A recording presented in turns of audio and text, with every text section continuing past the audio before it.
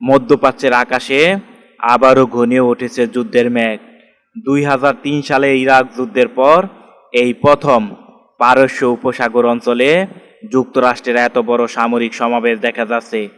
একদিকে ওয়াশিংটনের কড়া বার্তা, অন্যদিকে তেহরানের পাল্টা প্রস্তুতি।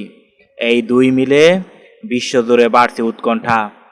মার্কিন প্রতিরক্ষা দপ্তর পেন্টাগন জানিয়েছে, মধ্যপ্রাচ্যে অতিরিক্ত যুদ্ধ বিমান ও প্রতিরক্ষা ব্যবস্থা মোতায়েন করা হয়েছে।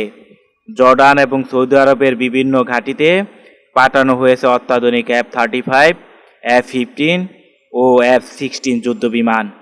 নজরদারি ও যোগাযোগ সক্ষমতাও জোরদার করা হয়েছে। মাত্র কয়েকদিনে 50টির বেশি যুদ্ধ বিমান এই অঞ্চলের উদ্দেশ্যে রওনা দিয়েছে বলে বিভিন্ন সামরিক সূত্রে জানা গেছে।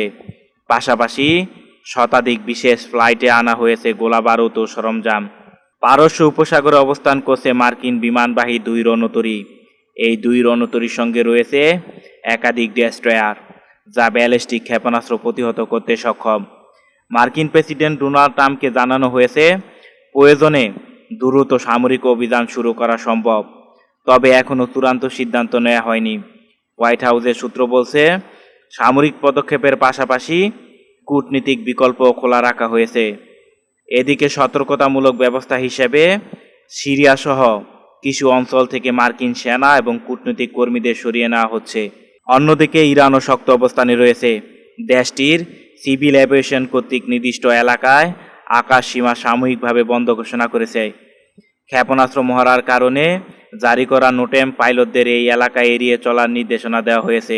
বিশ্লেষকরা বলছেন, এই পাল্টাপাল্টি শক্তি প্রদর্শন শুধু সামরিক নয়, কূটনীতিক চাপের অংশ।